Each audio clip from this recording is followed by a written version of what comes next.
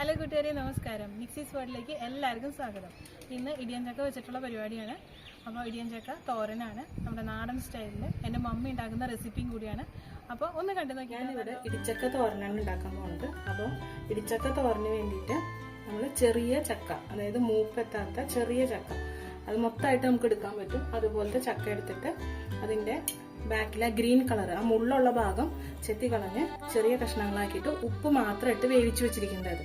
ഇതിങ്ങനെ വെന്ത് കഴിഞ്ഞാൽ നമുക്ക് തന്നെ ഇങ്ങനെ കൈ കൊണ്ട് ജസ്റ്റ് ഒന്ന് പ്രസ് ചെയ്ത് കഴിഞ്ഞാൽ ഇത് ഇങ്ങനെ വിട്ട് കിട്ടും. അപ്പോൾ ഇത് മൊത്തം അങ്ങനെ വിട്ട് കിട്ടണം. ഒന്നെങ്കിൽ ഇടിക്കല്ലിൽ വെച്ചിട്ട് ചെയ്യാം. ഇതിപ്പോൾ അത്യാവശ്യം വെന്തതുകൊണ്ട് എനിക്കിങ്ങനെ കൈ വെച്ച് തന്നെ ചെയ്യാൻ പറ്റും. അപ്പോൾ ഇങ്ങനെ ചെയ്തെടുക്കണം കംപ്ലീറ്റ് ആയിട്ട്. അപ്പോൾ അതവിടെ ഇരിക്കട്ടെ. പിന്നെ ഇതിലേക്ക് നമുക്ക് വേണ്ട കാര്യങ്ങൾ എന്ന് പറഞ്ഞു കഴിഞ്ഞാൽ ഇത് 2 പിടിയോളം ചെറിയ ഉള്ളി, ചെറിയ ചുവന്നുള്ളിയാണ് ഏറ്റവും നല്ലത്. സവാള ആണെങ്കിലും കുഴപ്പമൊന്നുമില്ല, പക്ഷെ ടേസ്റ്റ് കുറച്ചും കൂടി നല്ലത് ഇതാണ്. പിന്നെ അതിലേക്ക് ആവശ്യത്തിന് ഒരു 2 വലിയ കഷ്ണം ഇഞ്ചി, വെളുത്തുള്ളി നിർബന്ധമില്ല, ആവശ്യം ഉണ്ടെങ്കിൽ മാത്രം വെളുത്തുള്ളി ഇട്ടാൽ മതി. പച്ചമുളക്, നമ്മൾ എരിവിനായിട്ട് ഈ പച്ചമുളക് മാത്രമേ എടുക്കുന്നുള്ളൂ. ഞാനൊരു 6 പച്ചമുളക് എടുത്തിട്ടുണ്ട്.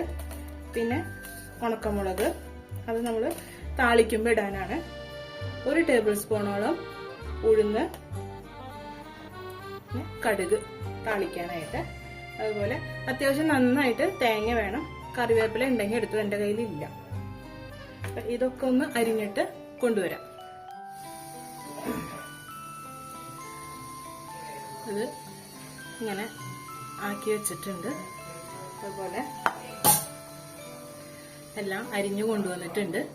അപ്പൊ നമുക്ക് തുടങ്ങാം. ഇനി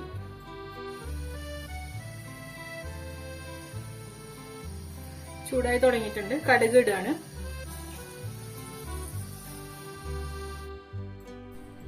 കടുക് പൊട്ടി തുടങ്ങിയിട്ടുണ്ട്. കടുക് പൊട്ടി കഴിയുമ്പോൾ അതിലേക്ക് നമ്മൾ ഉഴുന്നുപരിപ്പാണ് ഇടുന്നത്. ഉഴുന്നുപരിപ്പ് ചെറുതായിട്ടൊന്ന് കളർ മാറി തുടങ്ങുമ്പോൾ അതിലേക്ക് വറ്റൽമുളക് അരിഞ്ഞിടുന്നുണ്ട്. അതൊന്ന് മൂത്ത് വരട്ടെ.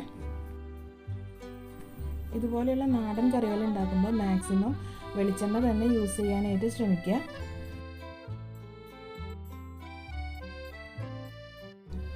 വറ്റൽമുളക് ഒന്ന് മൂത്ത് വന്നു കഴിയുമ്പോൾ അതിലേക്ക് ഇഞ്ചിയും വെളുത്തുള്ളിയും അരിഞ്ഞു വെച്ചത് ചേർക്കുന്നുണ്ട്.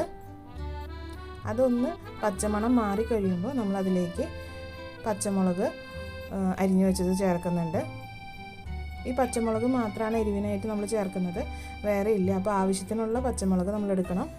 വേറെ മുളക് എടുത്തു കഴിഞ്ഞാൽ അതിൻ്റെ ടേസ്റ്റ് മാറിപ്പോവും. ഇനി നമുക്ക് ചെറിയ ഉള്ളി ചേർക്കാം.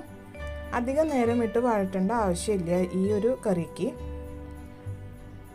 ചെറിയ ഉള്ളി ഒന്ന് ട്രാൻസ്പെറൻ്റ് ആയിട്ട് ചെറുതായിട്ടൊന്ന് കളറ് മാറണം. പിന്നെ ഈ ഒരു കൂട്ടിലേക്ക് ആവശ്യത്തിനുള്ള ഉപ്പാണ് ഞാൻ ഇടുന്നത്. ചക്ക വേവിച്ചപ്പോൾ ആവശ്യത്തിന് ഉപ്പിട്ടിട്ടുണ്ട്. അപ്പോൾ ഉപ്പിടുമ്പോൾ സൂക്ഷിച്ച് ഉപ്പിടുക.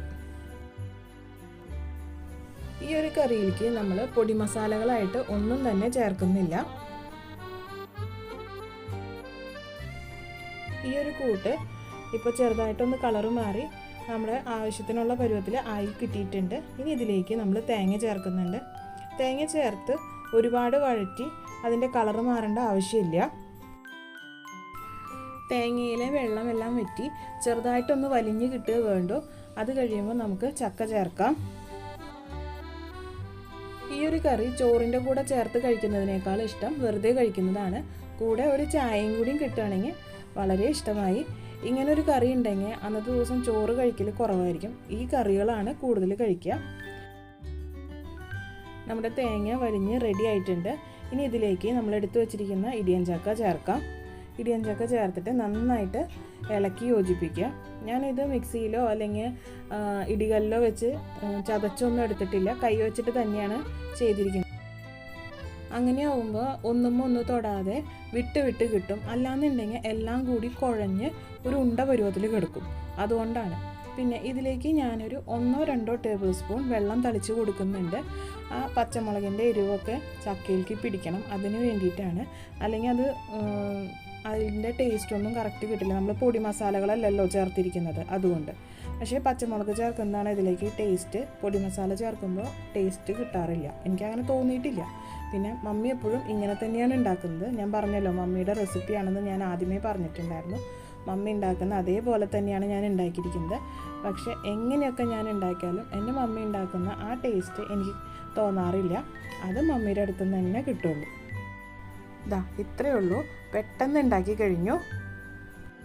ചക്ക ക്ലീൻ ചെയ്യാനുള്ളൊരു ബുദ്ധിമുട്ട് മാത്രമേ ഉള്ളൂ, ബാക്കിയെല്ലാം ഈസിയാണ്. അപ്പോൾ എല്ലാവർക്കും എൻ്റെ വീഡിയോ ഇഷ്ടപ്പെട്ടു എന്ന് വിചാരിക്കുന്നു. ഇഷ്ടപ്പെടുകയാണെങ്കിൽ എല്ലാ പ്രാവശ്യത്തെ പോലെ ഓരോ ലൈക്ക് തരണേ.